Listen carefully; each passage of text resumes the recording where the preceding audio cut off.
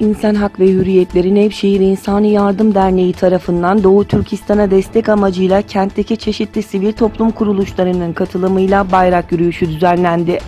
Borsa Kavşağı mevkisinde ellerinde Doğu Türkistan ve Türk bayrakları ile toplanan kalabalık, mehter takımı eşliğinde slogan atarak Diriliş Meydanı'na kadar yürüdü. ABD ve Çin, ticaret savaşlarının arka planında yürüttüğü istihbarat mücadelesiyle Soğuk Savaş'ın ikinci perdesini dijital boyuta taşıyor. ABD'nin teknoloji casusluğu suçlamasının hedefindeki Çin'in dijital istihbarat faaliyetlerine yoğunlaşması dikkat çekiyor. ABD ve Avrupa ülkelerinden Kanada ve Hindistan'a kadar birçok ülkede, başta teknoloji casusluğu olmak üzere geniş bir yelpazede agresif espiyonaj faaliyetiyle suçlanan Çin, özellikle son yıllarda ülke içinde kullandığı istihbarat ve izleme teknolojileriyle de dünya kamuoyu tarafından eleştiriliyor.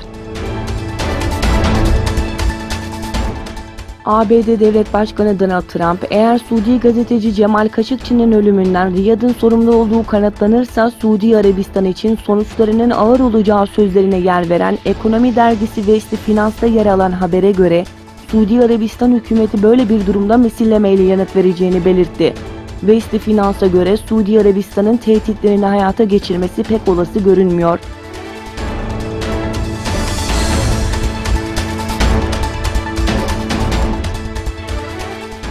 ABD Başkanı Trump, Rusya ile imzalanan orta menzilli nükleer kuvvetler anlaşmasından çekileceklerini söyledi.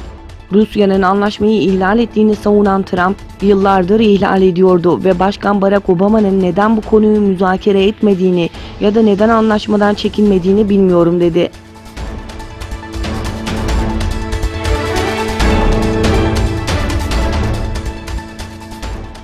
Kazakistan'ın Türkistan eyaletindeki Sarıağaç kentinde bir araya gelen Nazarbayev, Putin ve Mirziyoyev'in görüşmesinde ülkeler arası işbirliği konuları ele alındı.